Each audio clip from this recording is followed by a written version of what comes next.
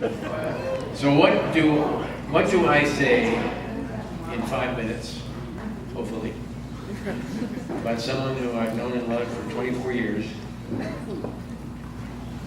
and the young man that she's chosen to spend the rest of her life with? So I was thinking about this, trying to not stutter, and I was trying to encapsulate what I think would be probably the most meaningful thing I could say about Valerie. And it is that you never have to tell Valerie what to do. Or if you do, she doesn't listen. Right from the beginning, she always had a command of where she was. She was born in our bathroom. Colleen delivered her herself. The first image I have of Valerie is of Colleen holding her and Valerie looking at her mother with bright blue eyes. The next 7 days of her life she spent in an isolette, most of those at the UC, University of California Medical Center in San Francisco. She was premature, and because she was born without a left arm, doctors were concerned, and it was very clear from that moment that she was a fighter.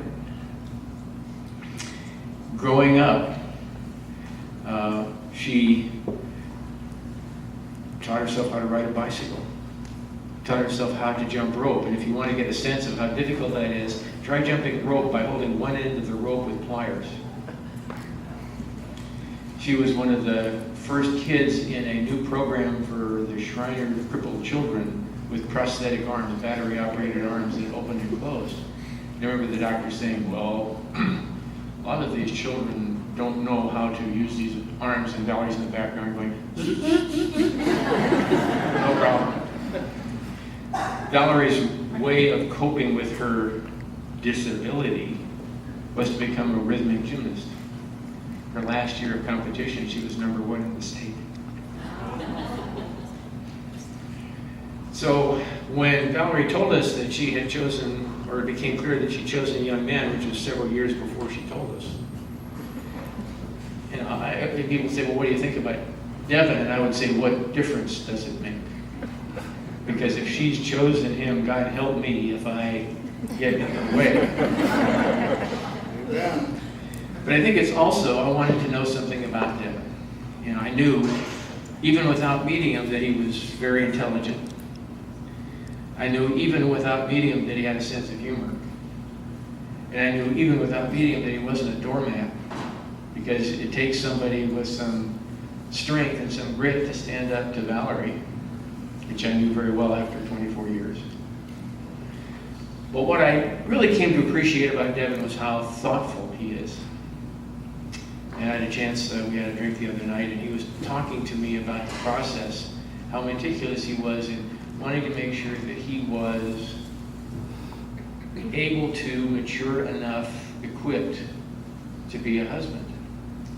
And he made some decisions that frankly pissed off his future wife. But he did so for the right reasons, I believe, because he wanted to learn some stuff, he wanted to grow. So emblematic of Devin in the days of Facebook and texts and instant communications is when he wanted to ask our permission, he sent us a letter by post, snail mail. Emblematic of his thoughtfulness, he included a stamp so we could reply by mail. So I want to read you 2 passages of this.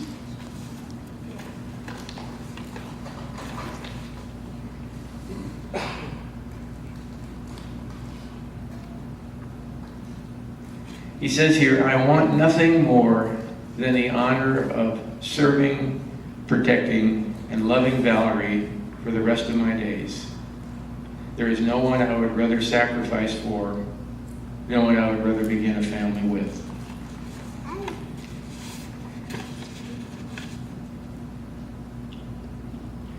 Emblematic of their relationship, he proposed to her at the Wizarding World of Harry Potter.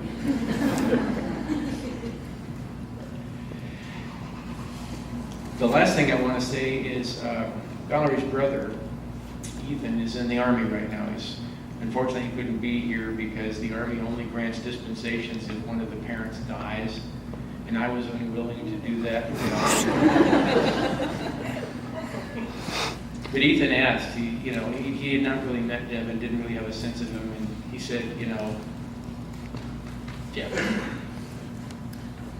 And I said, I believe Devin would die for Valerie. And Ethan said, yep. And so I asked you to, I don't bring a glass, so I'll symbolically raise my glass. Please raise your glass. And let's toast Devin and Valerie and their future. Oh, a thoughtful person is bringing me a glass. Actually, I should say, because, ladies and gentlemen, charge your glasses. To Devin and Valerie.